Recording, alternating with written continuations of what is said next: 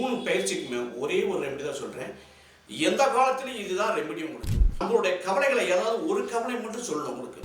குருவாய் வருவாய் அல்வாய் உகனை. இந்த குருவாய் வருவாய் அல்வாய் உகனைங்க மட்டும் 6 தடவை சொல்றீங்க. அந்த வீடு முழுக்க நெல்லிக்கனி அப்படியே வசிக்குது. கேரளால காலடியில இப்ப கூட பாத்தீங்கன்னா சொர்ணத்து இல்லம் விநாயகர் தோன்றி அவர் கொடுக்குற அவள் பொரியெல்லாம் அப்படியே ஆவகனம் பண்ணிக்கிட்டாருங்க. அப்படியே எடுத்துக்கிட்டாரு விநாயகர். முருகனா நினைச்ச அந்த தீபத்துக்கு முன்னாடி உட்கார்ந்து இந்த குழந்தைகள்லாம் பிரார்த்தனை பண்ணி இப்ப 2025ங்க. அதுல சனி பயிற்சி, ராகு கேது பயிற்சி, குரு பயிற்சி 3 பயிற்சி வருது உங்களுக்கு. நம்ம என்ன பண்ண போறீங்களா? இப்ப இந்த நோட்டு புஸ்தகம் தூக்கிக்கிட்டு நம்ம ஜாதகத்தை தூக்கிக்கிட்டு எல்லா ஜோசியக்காரர்கிட்டையும் அலைய போறோம். எனக்கு எப்படி நேரம் எப்ப இருக்குது, என் பையன் பிள்ளைங்களுக்கு நேரம் எப்ப இருக்குன்னு காசை செலவு பண்ணி நம்ம நேரத்தையும் விரைய செய்ய போறோம். ஆனா இந்த 3 பயிற்சிக்கு ஒரே ஒரு ரெமெடி சொல்றேன். நீங்க கேட்குறீங்களா? நீங்க தயவு செய்து நான் சொல்றத காது கொடுத்து கேளுங்க. நீங்க இந்த 3 பயிற்சிக்குமே ஒரே ஒரு ரெமெடி தான் சொல்றேன். எந்த காலத்திலையும் இதுதான் ரெமெடி உங்களுக்கு. ஒரு சின்ன எக்ஸாம்பிள் சொல்லணும்னா, இப்ப மஞ்சக்காமல நோய் ஒருத்தர் வந்துருச்சுன்னு வச்சுங்க. அவன் எம்பிபிஎஸ் டாக்டர் போய் எம்டி டாக்டர் பார்த்தாங்கன்னா லீவ் 52ங்கிற மாத்திரையை ஒரு சஜஷன் பண்ணுவாங்க. ஆக்சுவலி இந்த லீவ் 52 மாத்திரை என்னன்னா கீழான இணைத்தலை தான். அதனுடைய பெருப்பிரன்ஸ் தான் லீவ் 52 மாத்திரை. நான் சொல்றதெல்லாம் லீவ் 52 மாத்திரை கிடையாது. கீழான இணைத்தலை ரெகுலரா நம்ம நேரம் எடுத்து சாப்பிட்டோம்னா நம்மளுடைய தோஷங்கள்லாம் ரெக்கவரி ஆகிறது உங்களுக்கு. நான் சொல்றது நல்லா கவனமா கேளுங்க. எல்லா விதமான கஷ்டங்களுக்கும் ஒரே ஒரு ரெமெடி சொல்லுங்க. அது என்ன ரெமெடி தெரியுங்களா? அது எப்படி நம்ம அதை பிரயத்தனப்பட தெரியுங்களா? ஒன்றும் செய்யணும். நீங்க ஒரே ஒரு முருகன் படம் வச்சுக்கோங்க. முன்னாடி ஒரு திருவிளக்கு ஏற்றி வச்சுக்கோங்க.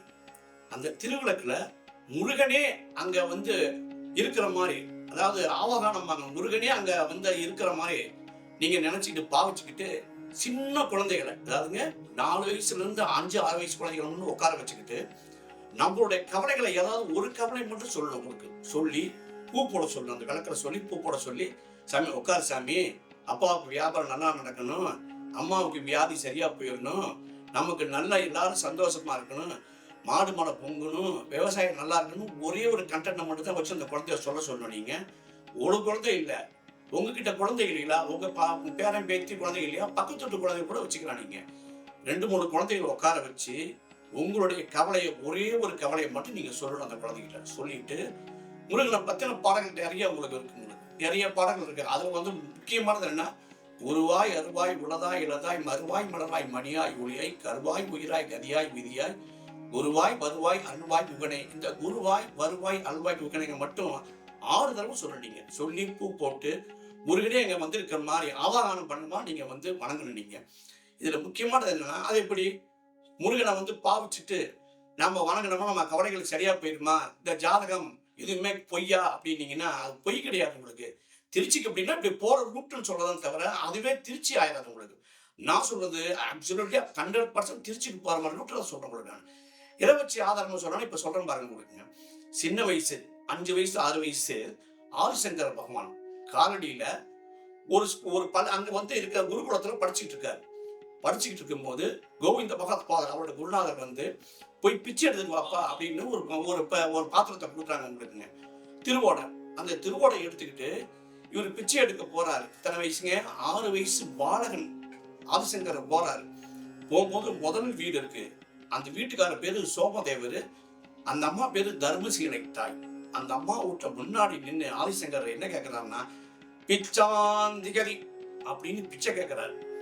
அந்த அம்மா வெளியில பாக்குது. பார்த்துட்டு அட்டாட்டா அந்த சங்கரனே நேர்ல வந்த மாதிரி இருக்கானே, இந்த நேரம் பார்த்து நம்ம கிட்ட காசு பணம் ஒண்ணு இல்லையே, அரிசி ஒண்ணு இல்லையே அப்படின்னு சொல்லிட்டு அந்த அம்மா தலையை மட்டும் வெளியில நீட்டி, ஐயா பாலகனே, எங்க வீட்டுக்காரன் சோமதேவன் பிச்சை எடுக்க தான் போயிருக்காரு, அவங்க வந்த பிறகுதான் பிச்சை போட முடியும் தாய் தம்பி அப்படின்னு சொல்றாங்க. அதுக்கு அந்த சொல்றாரு ஆதிசங்கர் சொல்றாரு, அம்மா நீங்க சாப்பாடு தான் பொண்ணுங்க கிடையாது, ஏதாவது தொட்டுக்க ஊறுகாம இருந்தா கொடுக்கலாம், கீரை கொடுக்கலாம்னு அவர் சொல்றாரு. அவர் அப்பதான் அந்த அம்மாவுக்கு ஞாபகம் எடுத்து ரொம்ப நாளுக்கு முன்னாடி அந்த வீட்டுல வச்சுட்டு வெள்ளி அதாவது நெல்லிக்கனி, அந்த நெல்லிக்கனியை கொண்டாந்து அந்த அம்மா அப்படியே போடுது.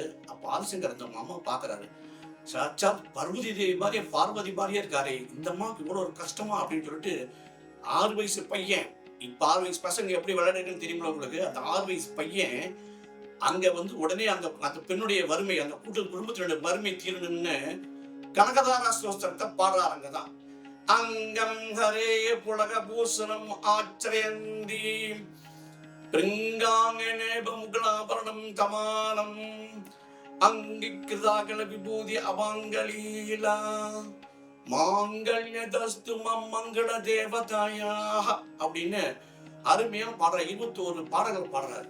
பாடனே அந்த அம்மாவுக்கு அடடா எவ்வளவு ஒரு தெய்வ கானம் ரொம்ப மேம்பறந்து இருக்கும் போது மகாலட்சுமி தாய் தோன்றாங்க.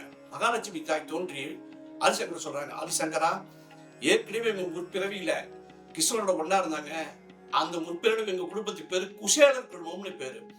அவங்க குசேலர் குடும்பம் வறுமையில இருக்கும் போது இவங்களுக்கு பொன்பொருள் எல்லாம் கண்ணன் மூலமா கிடைச்சிருக்கு. ஆனா அந்த குசேலர் குடும்பம் யாருக்கு அன்னதானமோ வஸ்திர தானமோ கோதானமோ பண்ணவே இல்லை. இவங்களே சாப்பிட்டு இவங்களே தெரிச்சு இவங்களே எல்லாம் சந்தோஷம் அனுபவிச்சாங்க. அதனாலதான் உங்களுக்கு வறுமை பீடிச்சிருக்குன்னு அந்த மகாலட்சுமி தாய் சங்கரத்தை சொல்றாங்க.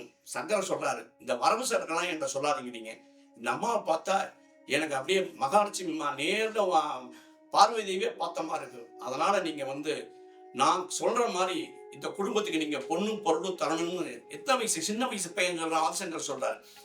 அந்த வீடு முழுக்க நெல்லிக்கனி அப்படியே வசிக்குது. உங்களுக்கு காலடியில போய் பாத்தீங்கன்னா இப்ப கூட காலடி கேரளால காலடியில இப்ப கூட பாத்தீங்கன்னா சொர்ணத்து இல்லம் அப்படிங்கிற வீடு.